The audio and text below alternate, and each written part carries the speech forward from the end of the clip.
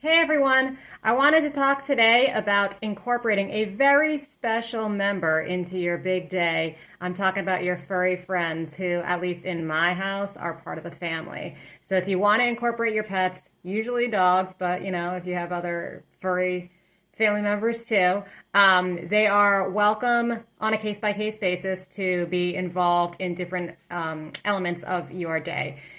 If you want to incorporate them into the ceremony, which is typically the most common time to incorporate them, first of all, I'd recommend bringing them to the rehearsal. The barn has a lot of exciting new smells for dogs, and a lot of animals. So it'd be good to get them kind of acquainted to it the day before. And if they are walking down with someone other than you, either the groom or the bride who they already know, then I would say have them walk down with someone who they are otherwise familiar with, a bridesmaid or a groomsman or a mom or dad or someone who they know and are comfortable walking with and who they would respond to.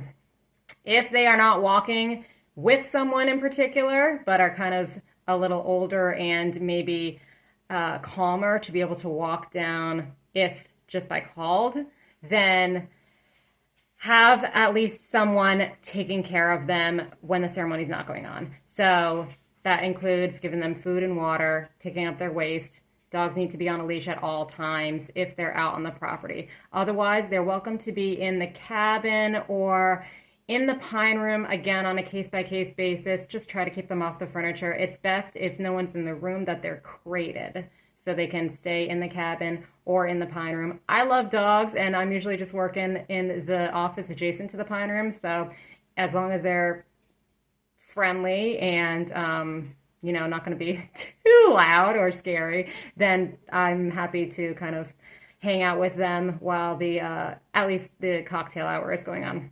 A lot of times couples want to incorporate them in photos pre-ceremony or during cocktail hour as well. And again, that's fine. Just on a leash, having someone taking care of them. And if you want them to stay throughout the reception, again, a crate is the best option. Most couples opt to have someone bring the animal home after they're done with photos during cocktail hour.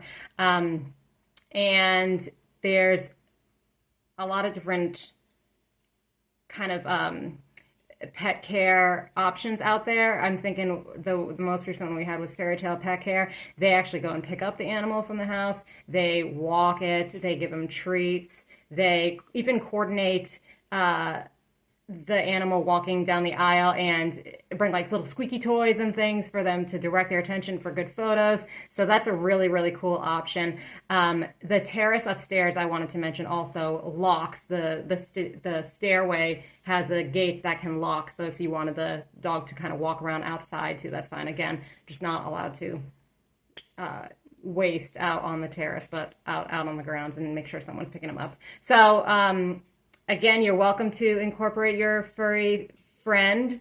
Just if it's not a dog that you and I have already discussed, but something a little more exotic, like a horse, for example, we recently had a Highland cow. That might be something that I need to run by our animal caretaker just to see if there are other precautions necessary. But bring them up to me, and we're excited to involve your baby. Thanks.